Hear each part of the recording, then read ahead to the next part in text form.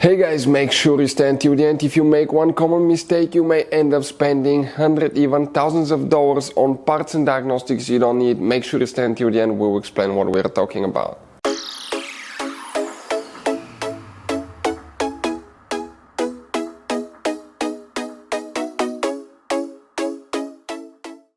Hey guys, welcome back to World Mechanics. Thank you guys for watching and subscribing to the channel. Today will be a super helpful video to any of you guys having a Chevy Tahoe or Chevy Suburban, that generation here from year 2006 to year 2014. If you have one of those, you have a problem where the SUV overheats. Guys, we'll explain what can easily cause that. It could be multiple things. We'll start by checking a few fuses and relays. Always check this first because it could be a simple fix and there is no need to waste your money on parts and diagnostic that you may not need. We will explain what else can cause it, where you can buy cheap parts, tools, fuses, relays at good price, quick shipping, that way you do not waste money and time, and why it's important to always test fuses and relays. All that guys will be covered absolutely free for your convenience. Make sure you stay until the end. So before we start, let us tell you a little bit about us guys. If you have a Chevy Tahoe or Suburban, practically they're built on the same platform. We'll be making a video about every single fuse relay in that SUV. Why?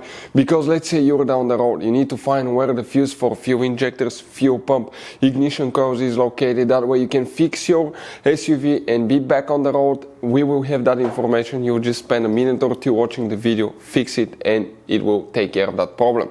Now, every single car we get here at the garage, we try to make at least 200 to 300 free repair videos.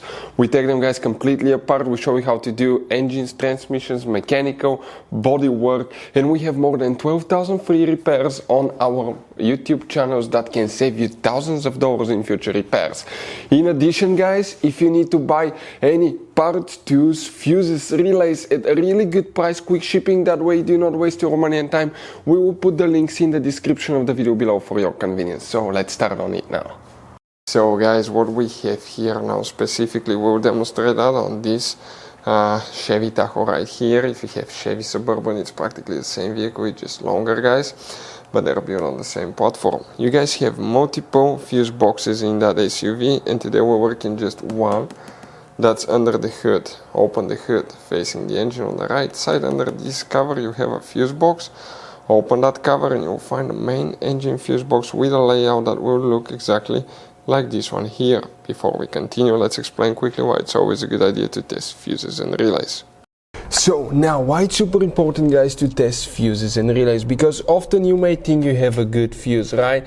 But it could be guys a bad fuse. Sometimes it's really hard to tell, it's hard to see. You have different kinds of fuses, and each one of those guys, let's say you think it's a good fuse but it's actually bad, you may end up spending time, money on parts and repairs that you don't need. So always test fuses. It takes only a few seconds. We'll put a link to a special video that will teach you how to test fuses and how to test relays as well. Relays are easy to test, that way you can eliminate that possibility for something that's not necessary guys. So check out the links, will be in the description of the video below.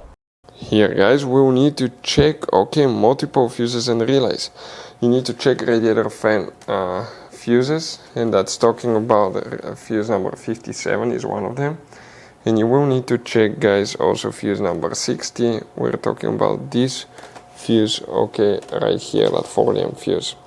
Then you have 3 relays for the radiator fan. This is for high speed radiator fan relay, low speed radiator fan relay, and this is the radiator fan control module relay. If any of those is not good, your radiator fan may not work and the car overheat. Other things that we see quite often here at the garage, being low on coolant. Always check the coolant level after you let the vehicle sit overnight. Let it sit for at least 12 hours to make sure that it's not hot, so it doesn't spray and burn you guys. Being low on coolant will not be able to actually guys cool your engine. That will cause it to overheat. Something else, that's something if you've done recently, thermostat replacement, radiator, hose, anything that requires draining the coolant. After you put coolant, you need to bleed the cooling system. If you did not bleed the cooling system, you may end up having an air pocket that prevents the coolant to flow through the engine. As a result, it may overheat. You may have a thermostat that's stuck closed. Bad thermostat, even stuck open, sometimes can cause it to overheat. It could be, guys, bad coolant temperature sensor or bad radiator fan even as well. Those are some of the most common things that we see here at the garage. Hopefully the video will be helpful. Thank you for watching. See you next time.